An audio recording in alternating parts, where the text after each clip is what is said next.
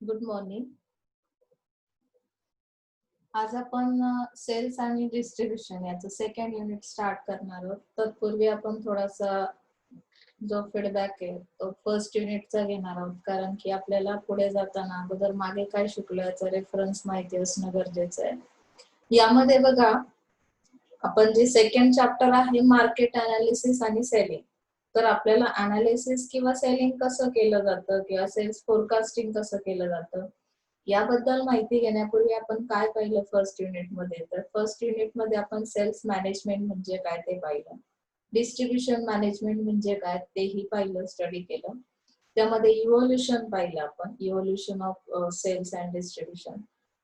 त्यानंतर आपण काही सेल्स स्ट्रक्चर स्टडी केले, जसं फॉर एक्झाम्पल फंक्शनल स्ट्रक्चर कसं असेल, एरिया वाईज कसा सेलिंग केलं जाईल, त्यासाठी कशा पद्धतीने स्ट्रक्चर्स कंपनी प्रिपेअर करते, टेरिटोरीज कशा त्यांनी टार्गेट केलेल्या असतील, त्यासाठी एरिया मॅनेजर्स किती असतील. जसं की मी सांगितलं, एरिया मॅनेजर 4 डायरेक्शनला 4 टाईपचे मॅनेजर्स, त्यानंतर पुन्हा सेल्स पीपल, अशा पद्धतीने सेलिंगचा एक प्लॅन त्यांनी तयार केलेला असेल. ओके, आता प्लॅन तर त्यांनी तयार केलाय फर्स्ट युनिट मध्ये. आता आपण सेकंड युनिट मध्ये काय काय फॅक्टर्स बघणार आहोत. बघा, तुम्हाला सेकंड जो काही युनिट आहे एसडीएम चा, त्यामध्ये लक्षात येईल की इथे तुम्हाला सांगितलंय मार्केट अनालिसिस करायचंय.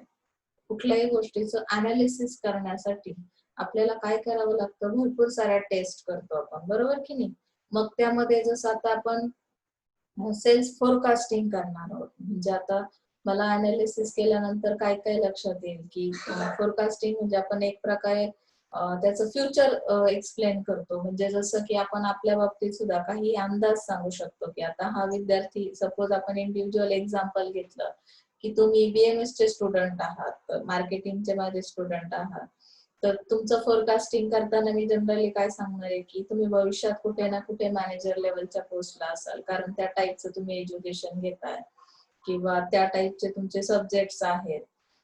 किंवा तुम्ही पुढे जाऊन लॉयर सुद्धा होऊ शकता, तुम्ही या फील्डमध्ये जाऊन लॉ वगैरे केला, तर हे मी तुम्हाला एक जनरल माझे ऑब्झर्वेशन, तुमचं क्वालिफिकेशन आणि तुमचा ऍटिट्यूड यावरून मी एक तुमचं फोरकास्टिंग सांगू शकते. तसं सेल्स फोरकास्टिंग करताना काय करावं लागतं की काही मेथड्स अप्लाय कराव्या लागतात. अनालिसिस नंतर आपल्याला ते लक्षात येईल.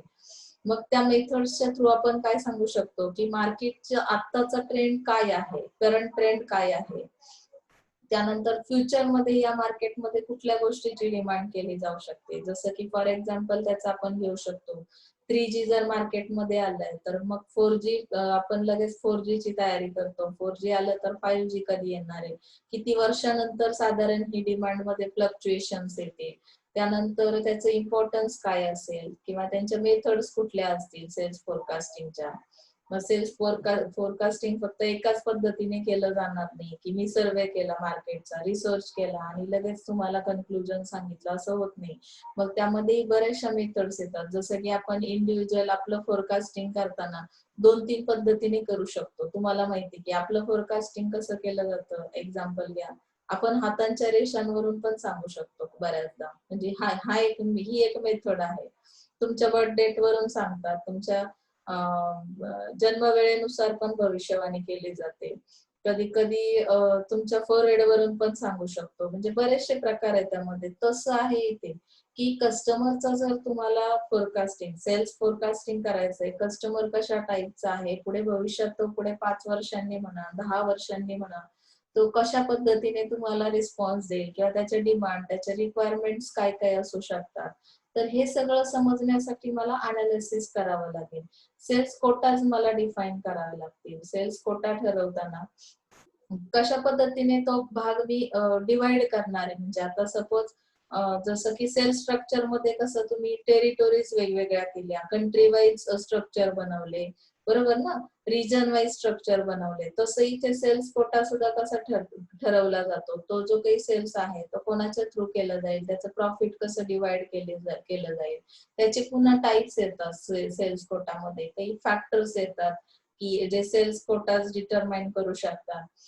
त्यानंतर सेल्स टेरिटोरीज कुठल्या आहेत किंवा त्या टेरिटोरीजला आपण कशा पद्धतीने सेल्स पीपल असाइन केले पाहिजे, हे पण एक जनरल नॉलेज आहे. आणि हे तुम्हाला मार्केटिंग मधून इतकं सुंदर समजणार आहे की ज्यावेळी तुम्ही मॅनेजर व्हाल त्यावेळी तुमच्या लक्षात येईल की अरे हे तर मी अगोदरच शिकलेलं आहे. म्हणजे जर तुम्ही हा प्रत्येक पार्ट काळजीपूर्वक स्टडी केलेला असेल तर तुम्हाला कंपनीत गेल्यानंतर जेव्हा तुम्ही जॉब कराल, कंपनीतच नाही तुम्ही कुठल्याही प्लेसला जेव्हा मॅनेजरच्या पोस्टला जाल तेव्हा तुम्हाला हे जनरल नॉलेज माहिती असेल की कशा पद्धतीने ते वर्क आपण करू शकतो. आपले जे सेट केलेले गोल्स आहेत, बँकेत असाल, एज्युकेशन सेक्टरला असाल, प्रत्येक सेक्टरला एक टार्गेट दिलेलं असतं आणि ते टार्गेट अचीव्ह करण्यासाठी आपण कशा पद्धतीने काम केलं पाहिजे, त्या कामाच्या काही पद्धती असतात, मेथड्स असतात आणि त्या इथे तुम्हाला लक्षात येतील.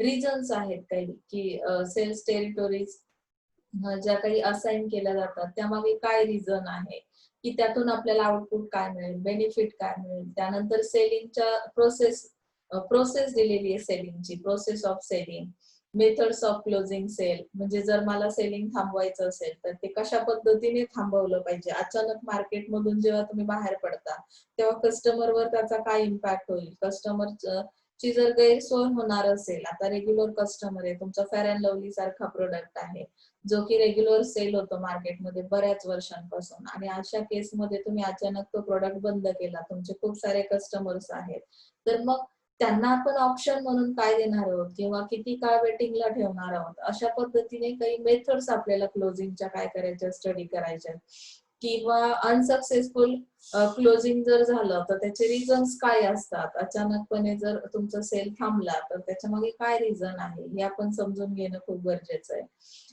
नंतर सेलिंगच्या काही थिअरीज पण दिलेल्या आहेत. सेलिंग स्किल्स तुमच्याकडे कुठले असले पाहिजे, जसं आपण मॅनेजरचे स्किल स्टडी केले पहिल्या युनिटमध्ये की मॅनेजर बनण्यासाठी जनरली तुमची सायकोग्राफी कशी असली पाहिजे, फिजिओग्राफी कशी असली पाहिजे, तसं यामध्ये सुद्धा तुम्हाला सेलिंगसाठी कुठले स्किल्स असले पाहिजे, सेलिंगच्या काय स्ट्रॅटेजीज आहेत. नुसत्या मार्केटिंगच्या स्ट्रॅटेजीज माहिती असून उपयोग नाहीये, तर तुम्हाला सेल पण करायचं, मग सेलिंगच्या स्ट्रॅटेजीज काय आहेत. किंवा त्यांनी लास्ट पॉइंट दिलेला आहे की डिफरन्स सांगितलेला आहे की कंझ्युमर सेलिंग आणि ऑर्गनायझेशन सेलिंग.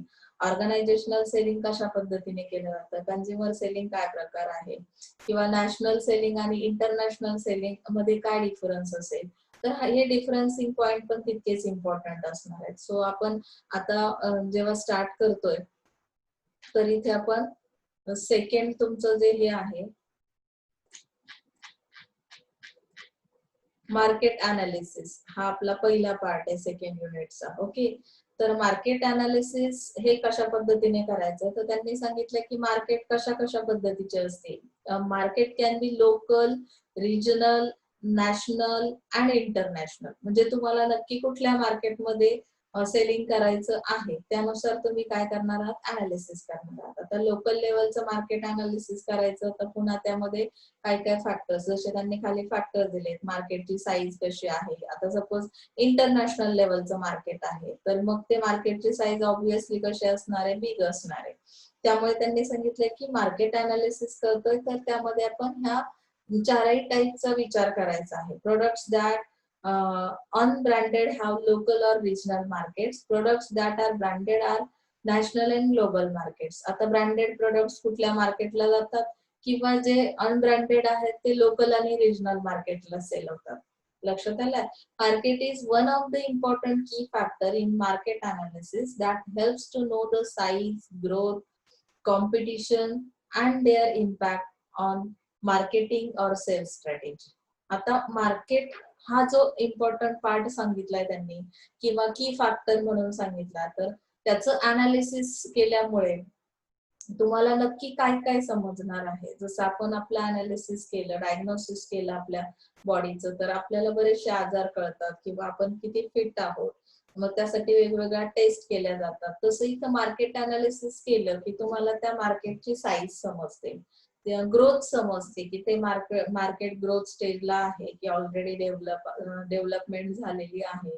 कॉम्पिटिशन कशा पद्धतीचे आहे, किती कॉम्पिटिटर्स त्या मार्केटमध्ये अवेलेबल आहेत, त्यांच्या स्ट्रॅटेजीज कुठल्या आहेत आणि मग आपण मार्केटमध्ये जेव्हा जाणार आहोत सेलिंगसाठी तेव्हा आपण कशा पद्धतीने पूर्वतयारी केली पाहिजे. यानुसार आपल्याला काय ती माहिती मिळते मार्केट अनालिसिस नंतर.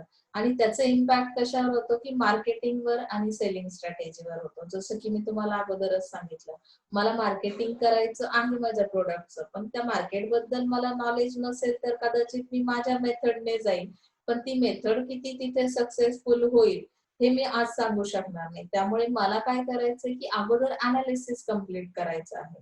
म्हणजे मला कळलं की कस्टमर किती आहे, मार्केटची साईज म्हणजे काय, इथे तुम्ही सेंटीमीटर याच्यामध्ये नाही काढणार आहात. मग कशी समजणार मार्केटची साईज, तर तिथे अवेलेबल असणारा जो कस्टमर आहे त्याची स्ट्रेंथ किती आहे जनरली. त्यामध्ये पुन्हा डिवायडेशन जर केलं तर त्या लक्षात येतं की तिथे मेल आणि फिमेल्स कशा पद्धतीने येतात मार्केटमध्ये. मोस्टली तुम्ही जर बघितलं रुरल एरियामध्ये ते मार्केट प्लेस असेल तर तुमचं जनरल ऑब्झर्वेशन सांगेल की लेडीज फार कमी प्रमाणात मार्केटमध्ये दिसतात.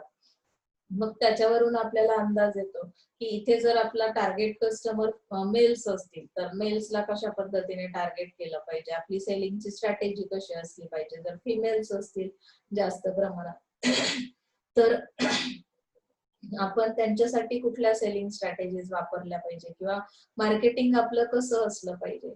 कॉम्पिटिशन मध्ये सुद्धा तेच आहे. इंटरनॅशनल लेवलला खूप हाय कॉम्पिटिशन असणार आहे. त्यामध्ये कॉम्पिटिटर्सच्या स्ट्रॅटेजीज पण खूप डेंजरस किंवा डिफरंट डिफरंट टाईपच्या असू शकतात ज्या अनएक्सपेक्टेड आहेत. म्हणजे काय की तुम्ही कदाचित त्या कॉम्पिटिशनचा विचारही केला नसेल अशा टाईपचे असतील, तर मग आपल्याला त्यांच्याशी फाईट करायची आहे. त्या मार्केटला जाऊन मला माझं प्रोडक्ट सेल करायचं आहे. तर मग मी त्याच पद्धतीने काय केलं पाहिजे की प्रमोशन्स जे काही आहेत माझ्या प्रोडक्टला त्या पद्धतीनेच दिले गेले पाहिजे. म्हणजे आता इथे बघा मार्केट साईज आपण पहिला पॉइंट घेऊया. त्यामध्ये starting point of market analysis is to understand the current market size which is measured in terms of the total sales. Total sale कसा होतो म्हणजे हे कशावरून कळेल तर मार्केट साईज तुम्हाला अगोदर लक्षात घेतली पाहिजे. आता सपोज तिथे मिनिमम आणि मॅक्झिमम किती कस्टमर आहेत. आता सपोज एखादं लोकल मार्केट आहे तिथे कस्टमरची स्ट्रेंथ कशी आहे, सपोज आपण 10,000 पकडूया. ओके. आणि ते जर इंटरनॅशनल लेवलचं मार्केट आहे तिथे त्याहून जास्त स्ट्रेंथ असणार आहे. मग आता जर माझा 10,000 याच्यामध्ये सेल्स किती झालेला आहे टोटल आणि इंटरनॅशनल लेवलला जर ती जी स्ट्रेंथ आहे ती 1 लाख 2 लाख पर्यंत गेली म्हणजे तिथे असणारा कस्टमर, तर तिथे मी टोटल सेल्स किती केला त्यावरून मला काय करता येतं की माझं मार्केट अनालिसिस काही कन्क्लुजन पर्यंत येतं की टोटली माझं इथं टोटल सेल्स किती झाला म्हणजे मला किती प्रमाणात सक्सेस मिळालं. Total market size consists of the size of different submarkets, which should be understood properly to know the potential or future growth possibilities. आता बघा इथे आपल्याला ग्रोथ पॉसिबिलिटीज ज्या आहेत त्या स्टडी करायच्या आहेत. मग आता त्यामध्ये सब मार्केट्स पण येतात, एकच मार्केट नसतं, त्याला जोडून असे काही बाकीचेही मार्केट्स येतात की ज्याच्यामुळे तुम्हाला काय लक्षात येईल की पोटेन्शियल ग्रोथ म्हणजे काय की एक्सपेक्टेड ग्रोथ कशी होणार आहे इथे या मार्केटची.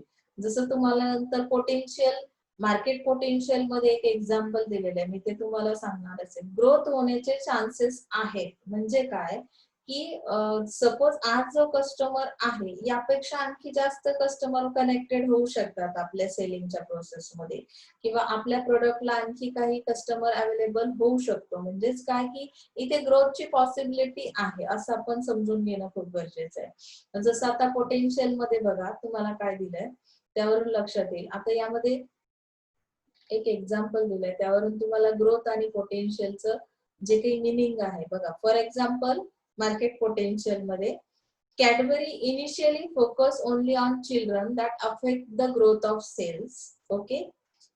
कॅडबरी हा प्रोडक्ट कोणासाठी आहे तुम्ही बनवलेला, तो चिल्ड्रन साठी आहे बरोबर.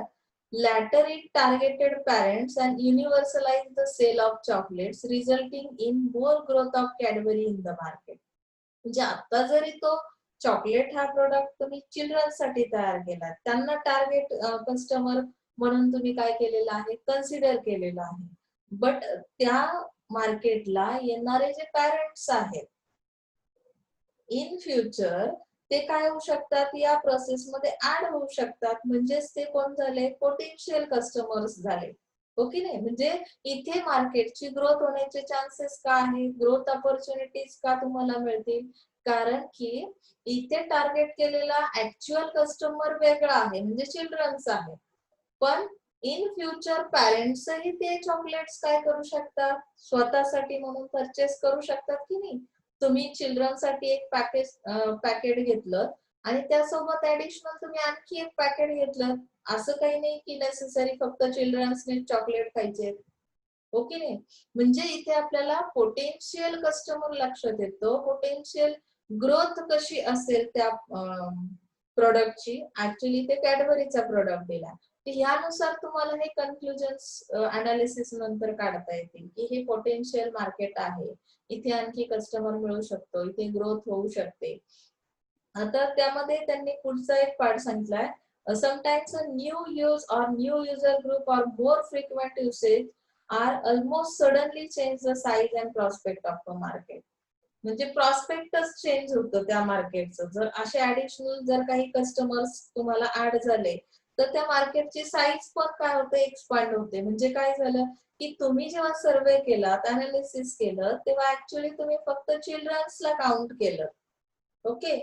पण त्यानंतर जेव्हा तुम्ही प्रॅक्टिकली विचार केला की हा प्रोडक्ट दुसरा कोणी यूज करणारा, प्रोडक्टचा जो यूज आहे तो आणखी दुसरा कस्टमरही करू शकणार आहे, त्याचं कन्झम्पशन दुसरा कोणी कस्टमरही करेल, मग तिथे पॅरेंट्सला कन्सिडर केलं. म्हणजेच काय की इथे एक्झॅक्टली परफेक्ट तुमचं मार्केट अनालिसिस होईल. म्हणजे मार्केट पोटेन्शियल्स पण लक्षात घ्यायचे, मार्केटची करंट सिच्युएशन, करंट जी काही स्ट्रेंथ आहे ती लक्षात घ्यायची, तिथे टोटल सेल्स अगोदर किती होतो मार्केट साईज नुसार, आणि ग्रोथ ऑपॉर्च्युनिटीज कशा मिळतात तेही स्टडी करायचंय.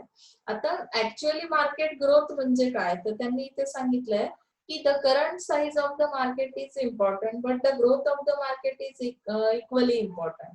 Present sale is possible through large size of market but without market growth neither the sales nor market share may increase.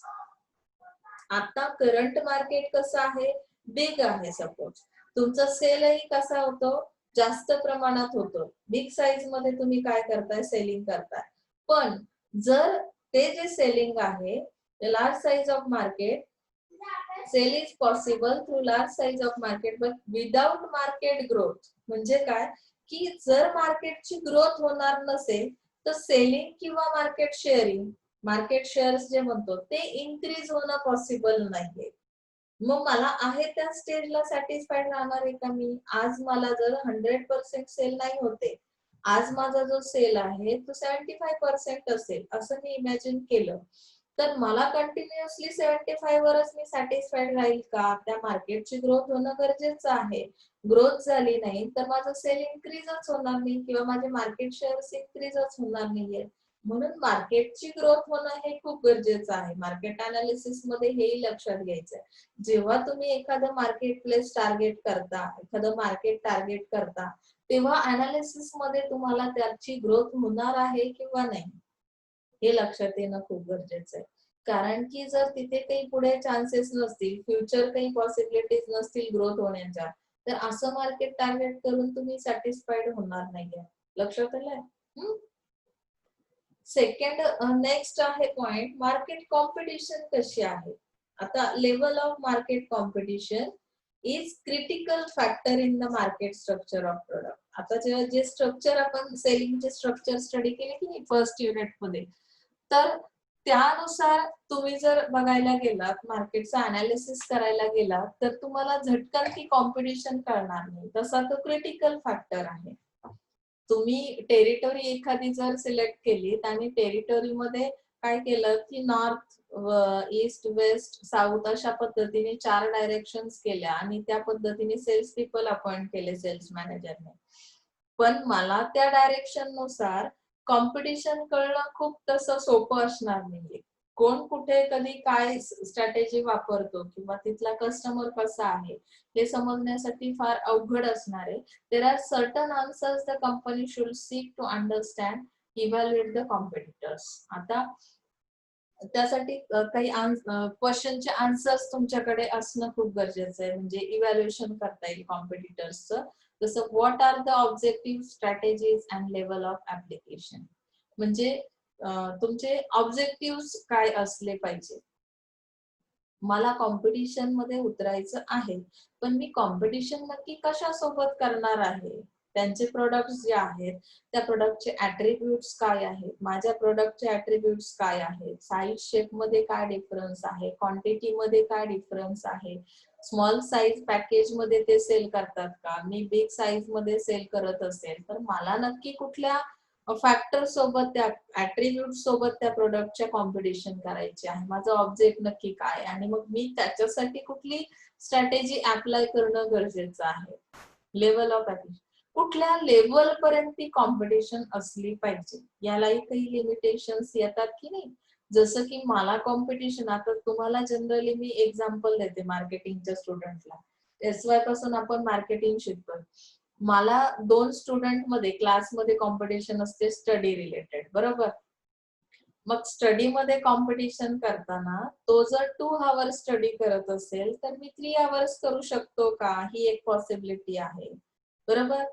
Second thing येते, त्याने कुठला क्लास जॉईन केलेला आहे, मग मी कुठला क्लास जॉईन करू शकतो. ह्या काय झाल्या की इथिकल मॅनर्स यामध्ये आहे.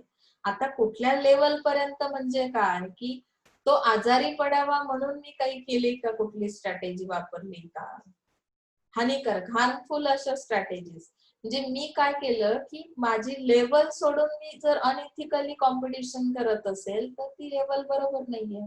ओके ओके ना, म्हणजे इथे ऑब्जेक्टिव्ह तुम्ही डिफाईन करायचे, स्ट्रॅटेजी कुठल्या अप्लाय करायच्या, त्याची लेवल ऑफ ऍप्लिकेशन म्हणजे कुठल्या लेवल पर्यंत ती अप्लाय करू शकतो. म्हणजे आपल्याला समजलं पाहिजे की आपण मार्केटमध्ये इथिकली काय करणार आहोत, सेलिंग करणार आहोत, अनइथिकली अजिबात कुठली ऍक्टिव्हिटी केली जाणार नाही, बरोबर ना. सेकंड, मार्केट कॉम्पिटिशन मध्ये सेकंड क्वेश्चन असा असेल, what is the competitors cost structure, त्याचं कॉस्ट स्ट्रक्चर कसं आहे, कॉस्ट ऍडव्हान्टेज त्याला काय मिळतात किंवा डिसएडव्हान्टेजेस काय आहेत, हेही मला आज माहिती असणं गरजेचं आहे. मुळात त्यांचं कॉस्ट स्ट्रक्चर हाय असल्या कारणाने त्यांची प्राइस हाय असेल, बरोबर की नाही. तेही मी अंडरस्टँड करणं गरजेचं आहे, म्हणजेच त्यांना ऍडव्हान्टेज डिसएडव्हान्टेज कुठल्या गोष्टींचे मिळतात याचं मला मार्केट अनालिसिस करावं लागेल. Who are the most successful competitors and unsuccessful competitors and the reasons behind it, म्हणजे काय की त्या मार्केटला अनालिसिस करताना सक्सेसफुल आणि अनसक्सेसफुल असे 2 पार्ट करा. जर एखाद्या कॉम्पिटिटरला सक्सेस मिळते तर ते कशामुळे मिळते, कुठली स्ट्रॅटेजी ते अप्लाय करतायत, कुठल्या लेवल पर्यंतची ती कॉम्पिटिशन आहे, आणि अनसक्सेसफुल कॉम्पिटिटर्स जे आहेत त्याचं रिझन काय आहे, नक्की त्यांना अनसक्सेस का मिळतो आहे. तर ह्या दोन्ही गोष्टींचं जेव्हा तुम्ही कंपॅरिझन कराल, स्टडी कराल, तेव्हा प्रॉपरली काय करू शकतो आपण, मार्केट अनालिसिस करू शकतो. मग माझ्यासाठी बेस्ट स्ट्रॅटेजी कुठली आहे हे डिसाइड करणं फार अवघड असणार नाहीये. What are the strengths and weakness of each competitor, हे का माहिती असलं पाहिजे. बघा, जेव्हा आपण एखाद्याशी कॉम्पिटिशन करतो, सपोज तुम्ही मॅरेथॉन मध्ये धावण्याची कॉम्पिटिशन आहे, मग तुम्हाला कॉम्पिटिटर म्हणून कोण आहे, आणखी एक जण तुमच्या बरोबर, त्याचे स्ट्रॉंग पॉइंट्स आणि वीक पॉइंट्स जर माहिती असले तर मी कशा पद्धतीने कॉम्पिटिशन केली पाहिजे याची मला एक आयडिया येते. काही लोकांचं कॉन्सन्ट्रेशन, आता अभ्यासावरून कॉन्सन्ट्रेशन जाण्यामागची बरीचशी कारण आहेत. तुम्ही जनरली स्टडी केला असेल, काही लोकांना आवाजाचा फार त्रास होतो. तुम्ही अभ्यास करताय, कोणीतरी शेजारी तुमच्या खूप जोरात गाणी लावलेली आहे, तुमचं कॉन्फिडन्स, तुमचा वीक पॉइंट काय की तुम्हाला अजिबात गडबडीत अभ्यास करणं, कॉन्सन्ट्रेट करणं जमत नाही. तुमचा वीक पॉइंट समजला, एखाद्याने तुमचा तो वीक पॉइंट लक्षात घेऊन तुम्हाला काय केलं, डिस्टर्ब करण्याचा प्रयत्न केला, तर ऑटोमॅटिकली तुम्ही एक्झाम मध्ये कमी येणार आहात, कमी मार्क्स घेणार आहात, बरोबर की नाही. तसं सेम इथे आहे की स्ट्रेंथ किंवा वीकनेस म्हणजे काय की तो कशामुळे स्ट्रॉंग झाला कॉम्पिटिटर मार्केटमध्ये, नक्की त्याच्याकडे असं वेगळं काय आहे, युनिक काय आहे, ते जेव्हा तुम्हाला लक्षात येईल त्याच्या प्रोडक्ट मध्ये युनिक काय आहे, त्याच्या स्ट्रॅटेजी मध्ये काय युनिक आहे, आणि मग त्या लेवलला जाऊन मला कॉम्पिटिशन करायची, मी ऑब्जेक्ट सेट केलं तर कदाचित मी सक्सेस होईल. बरोबर की नाही? Which are the strategic weakness that can be exploited. Strategic weakness पण असू शकतात. काही स्ट्रॅटेजीज वीक असतात, ज्याला तुम्ही जरा जरी डिस्टर्ब केलं तर तुमचा कस्टमर डायव्हर्ट होऊ शकतो. आता तुम्ही 5% डिस्काउंट देताय, ही स्ट्रॅटेजी अप्लाय केली कॉम्पिटिटरने, तुम्ही 5 च्या ऐवजी फक्त 7 करा, कस्टमर झटकन डायव्हर्ट होतो. कस्टमरला कुठेतरी काय पाहिजे, फक्त डिस्काउंट, त्यामध्ये 2% आणखी इन्क्रीज केलं तुम्ही की झटकन कस्टमर डायव्हर्ट करताय. Which are the competitor special resource competencies skills that can be used against the company. Competitor वरचा अप टू डेट स्टडी केलेला बघा कॉम्पिटिशन मध्ये, की त्याचे रिसोर्सेस कुठले आहेत, कॉम्पिटन्सीज काय आहेत, तो कुठल्या सोर्सच्या याच्यावर काय करतोय की मार्केटमध्ये लिडरशिप त्याने मिळवलेली आहे किंवा कस्टमर मिळवलेला आहे, स्किल्स काय आहेत त्याच्याकडे. तर याचा अभ्यास मी इथे कॉम्पिटिशन मध्ये करेल. The answer to the above will give complete clarity of assessment of the magnitude and complexity of market competition. म्हणजे जे काही मी सांगितलं क्रिटिकल आहे कॉम्पिटिशन कळणं, तर तो क्रिटिकलनेस घालवायचा असेल तर मला कॉम्पिटिटरचा एवढा डीप स्टडी करावा लागेल, तेव्हा ती कॉम्पिटिशन मला लक्षात येईल आणि अनालिसिस प्रॉपर होईल. ओके. आता मार्केट अनालिसिस मध्ये पुढचा पॉइंट येतो market profitability. Competition affects profitability. Competition असेल की त्याचा इम्पॅक्ट हा प्रॉफिटवर 101% होणार आहे. Intense competition makes profit more difficult to earn and the profitability depends on 3 factors. आता कुठले 3 फॅक्टर्स वर डिपेंड करते profitability? Competition level in the market, कॉम्पिटिशनची लेवल कशी आहे, खूप हाय कॉम्पिटिशन आहे असं आपण म्हणतो, म्हणजे रोजच्या रोज कॉम्पिटिटर काहीतरी नवीन नवीन स्किल्स आणतो मार्केटमध्ये, नवीन स्ट्रॅटेजी अप्लाय करतो, आणि त्यामुळे मला खूप अलर्ट राहावं लागेल, मला खूप अवेअर असणं गरजेचं आहे. जर मी थोडा जरी काय केलं, वीक झालो, तर मला तिथे प्रॉफिट मिळवणं खूप अवघड होईल. म्हणजे माझं मार्केट अनालिसिस हे संपणार नाहीये. एकदा मी अनालिसिस केलं, मार्केटमध्ये गेलो आणि झालं, एवढं पुरेसं नाहीये. आपण सेलिंग आणि distribution, sales and distribution management study करतोय, लक्षात ठेवा. आणि मार्केट ही प्लेस अशी आहे की त्याच्यामध्ये रोजच्या रोज काही ना काही बदल होतात. रोज डिमांड फ्लक्च्युएशन ज्याला म्हणतो, कस्टमरचं जे माइंड आहे ते स्टेबल नाहीये, त्याच्या रोज वेगवेगळ्या काहीतरी डिमांड असणार आहे, त्याचे रिक्वायरमेंट मध्ये बदल होणार आहे, त्याच्या लाईफस्टाईल मध्ये बदल होतो, बाहेरच्या एन्व्हायरमेंटचा, एक्सटर्नल आणि इंटरनल एन्व्हायरमेंटचा इफेक्ट असतो. मग त्यामुळे आपल्याला काय करावं लागेल की प्रॉफिट अर्न करायचं असेल तर मला त्या कॉम्पिटिशनची लेवल समजणं खूप गरजेचं आहे, तेव्हा मी प्रॉफिट मध्ये असेल. प्रोडक्ट कॉस्ट और कॉस्ट स्ट्रक्चर ऑल्सो, म्हणजे टोटली मला येणारी कॉस्ट कशी आहे आणि त्यानुसार मला काय करायचं आहे, त्या लेवलला जाऊन मला प्रॉफिट मिळवायचं आहे. प्रॉफिट मार्जिन जे आपण लावतो की नाही, मी सांगितलं तुम्हाला, कॉस्ट आणि प्राइस यातला डिफरन्स आपण बऱ्याचदा डिस्कस केलाय मागच्या वर्षी सुद्धा क्लासमध्ये. तर मला कॉस्ट स्ट्रक्चर माहिती असेल, प्रोडक्टची कॉस्ट माहिती असेल, तर मी प्रॉफिट किती अर्न करू शकेन यावर पॉसिबिलिटीज कशा मी डिसाइड करेन.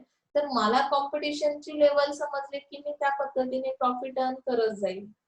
जसं मी सांगितलं, कॉम्पिटिटरने 5% मार्जिन जर तो घेत असेल त्यावर, तर मी कदाचित त्यापेक्षा बिलो 1% केलं तरी कस्टमरही माझ्याकडे येतो, आणि मुळात कॉस्ट स्ट्रक्चर माझं कसं आहे त्यापेक्षा थोडस कमी आहे, लेस आहे, म्हणजे मग मला प्रॉफिटही मिळवता येतं, कॉम्पिटिशन मध्ये मी पुढे राहतो, माझं सेल्स व्हॉल्यूम पण इन्क्रीज होतं.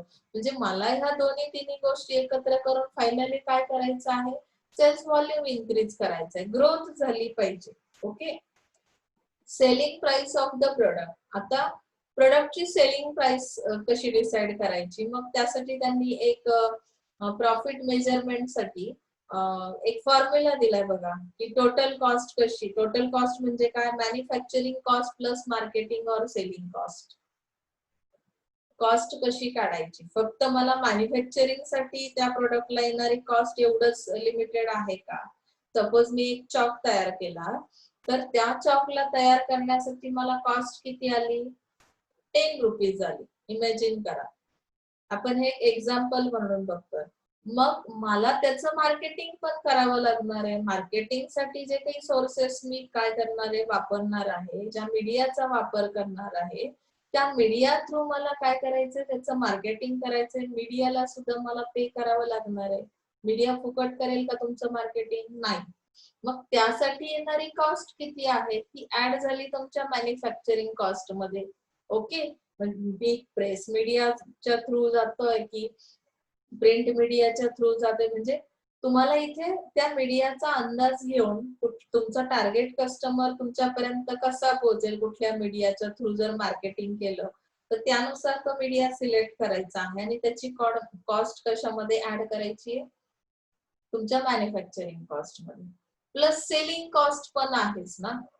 तुम्ही सेल्स पीपल आपण करतात ते काही फुकट येतात का तुमच्याकडे? नाही. त्यांनाही सॅलरीज द्यावी लागतात. मग त्याचाही तुम्हाला विचार करून काय करायचंय की तो 10 रुपीज जी काही मॅन्युफॅक्चरिंग कॉस्ट आलेली आहे त्यामध्ये कन्सिडर करा की तुम्ही जी काही मार्केटिंग कॉस्ट आहे ती 2 रुपीज ऍड केली आणि सेलिंग कॉस्ट आणखी 2 रुपीज ऍड केली. म्हणजेच किती रुपीज झाले त्याचे? 14 रुपीज झाले. म्हणजे तुम्हाला जर प्रॉफिट सेलिंग प्राइस डिसाइड करायची असेल प्रोडक्टची, तर त्या पद्धतीने काय करावं लागेल? स्ट्रक्चर तयार करावं लागेल. ओके, समजलं इथपर्यंत? मग पीएफ म्हणजे काय? Gross profit per unit. Totally overall 1 year मध्ये तुम्हाला किती प्रॉफिट मिळालं? Selling price of the product, cost per unit. C म्हणजे काय आहे? Cost per unit. एका युनिटला तयार मॅन्युफॅक्चर करण्यासाठी तुम्हाला किती कॉस्ट लागली. ओके. आता सेल्स फोरकास्टिंग बघूया. सेल्स फोरकास्टिंग म्हणजे काय? आता मी तुम्हाला सुरुवातीलाच ओव्हरव्ह्यू देताना सांगितलं की फोरकास्टिंग म्हणजे प्रिडिक्टिंग आहे, भविष्यवाणी, ज्याला आपण मराठीमध्ये म्हणतो की पुढचं भविष्य अगोदरच सांगणं. मग सेलिंगच्या बाबतीत तुम्हाला पुढच्या 5 ते 10 वर्षापर्यंतचा एक एस्टिमेट तयार केला जातो, अंदाज वर्तवला जातो, प्रिडिक्शन केलं जातं. त्यामध्ये काय केलं जातं? What its future sales will be and this forecast is done for a particular period of time in the near future. म्हणजे जसं की त्यांनी सांगितलं, usually the next fiscal year accurate sales forecasting enables a company to make informed business decisions. आता accuracy हा part जो आहे तो प्रत्येक गोष्टीमध्ये असणं खूप गरजेचं आहे. तुम्ही सपोज हाफ लेक्चर माझं ऐकलं, हाफ नाही ऐकलं, टोटल 40 मिनिट्सचं लेक्चर होतं, 20 मिनिट्स ऐकलं, पुढचे 20 मिनिट्स नाही ऐकलं आणि डायरेक्ट मी पुढचा सेशन जॉईन केला, तर काही गोष्टी मला समजणारच नाहीये. मग ऍक्युरेसी ही प्रिडिक्शन करताना काय करायचं की फोरकास्टिंग करताना पर्टिक्युलर टाइम पिरियड साठी ते केलेलं असेल आणि ते करताना तुम्हाला काय करायचं की ऍक्युरेसी त्या फोरकास्टिंग मध्ये येण्यासाठी तुम्हाला जर त्यामध्ये ऍक्युरेसी नसेल तर काही फ्युचर साठी जे काही बिझनेस डिसिजन्स घेतले जातात ते करेक्ट येणार नाहीयेत. त्यानुसार कंपनी काय करते? बजेट बनवते, त्यानुसार सगळा बिझनेस प्लॅन तयार केला जातो. आणि जर तुमच्या सेल्स फोरकास्टिंग मध्येच गडबड असेल, माझे अंदाज सगळे चुकीचे निघतात असं मला माहिती असूनही मी बऱ्याचदा अंदाज वर्तवतो. तर अंदाज वर्तवणं यामध्ये डायरेक्टली कोणी फोरकास्टिंग करत नाही. मार्केट अनालिसिस नंतरच हा सगळा पार्ट येतो. मार्केटची साईज, मार्केटची ग्रोथ, मार्केटची कॉम्पिटिशन लक्षात घेऊन पुढच्या 1-2 वर्षासाठी, 5 वर्षासाठी, 3 वर्षासाठी मी काय केलेलं आहे? प्रिडिक्शन केलेलं आहे. तर त्यानुसार मला काय करायचं आहे की सेल्स फोरकास्टिंग करणं गरजेचं आहे. नेक्स्ट थिंग येते यामध्ये मेथड्स दिलेले आहेत की मग मला कुठल्या मेथडने सेल्स फोरकास्टिंग करता येईल. ओके. आता सेल्स फोरकास्टिंग साठी त्यांनी काय दिलंय की क्वालिटेटिव्ह आणि क्वांटिटेटिव्ह असे 2 टेक्निक्स दिलेले आहेत, 2 मेथड्स दिलेल्या आहेत. तर मग त्या पद्धतीने आपण कसं जायचं आहे बघा.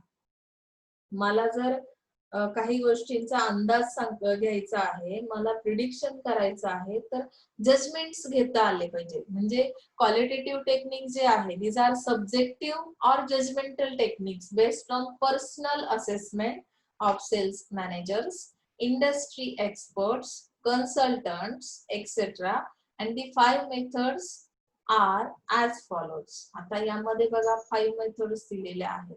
फर्स्ट जी मेथड दिली एक्सपर्ट ओपिनियन और कन्सेन्सस मेथड. आता यामध्ये काय करता येईल की स्पेशलिस्ट आहे, आपण एकदा रीड करून घेऊया म्हणजे तुम्हाला समजेल. In this method the specialist or experts in the field meet and discuss the sales forecast. आता एक्सपर्ट्स कोण आहे ते कसं डिसाइड करणार, स्पेशलिस्ट कोण आहे.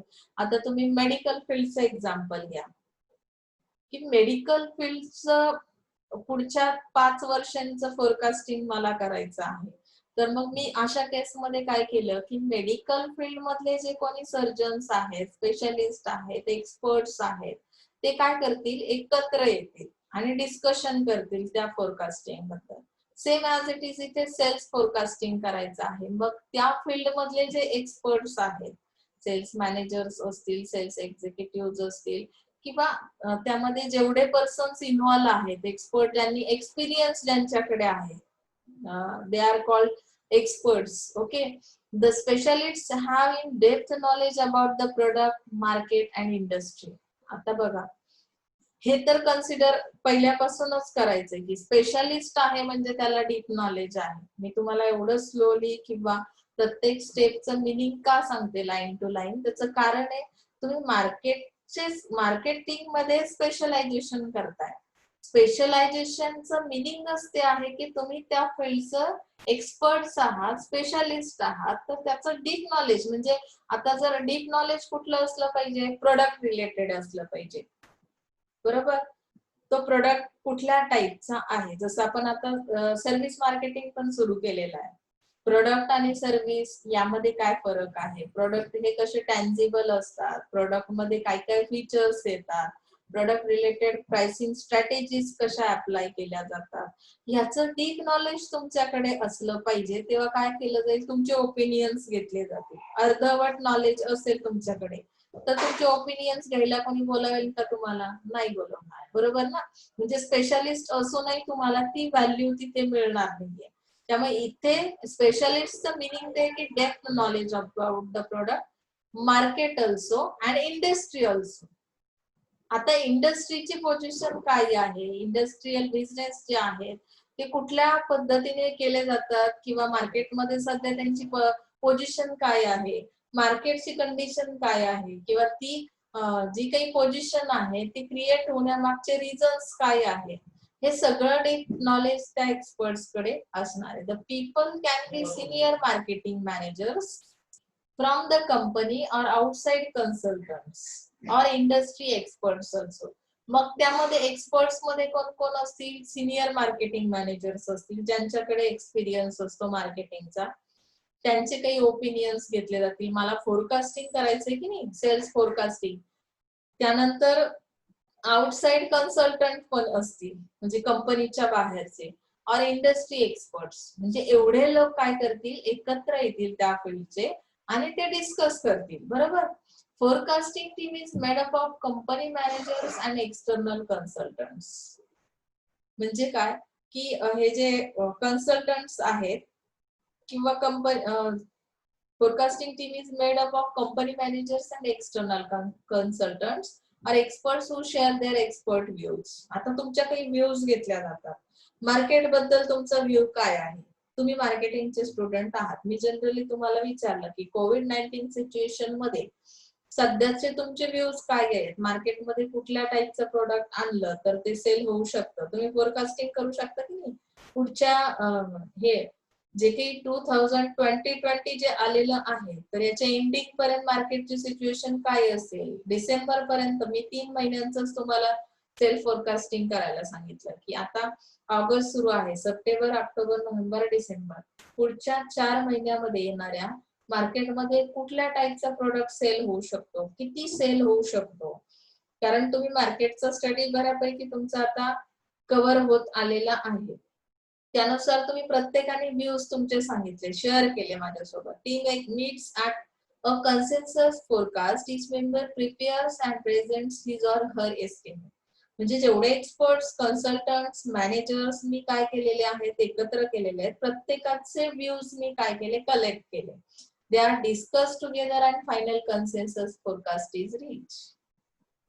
फायनल कन्क्लुजन येतं. 4 लोकांचे 4 प्रकारचे व्ह्यूज आले, त्यातून एक फायनल आउटपुट निघतं आणि ते काय असणार आहे, तुमचं फोरकास्टिंग असणार आहे.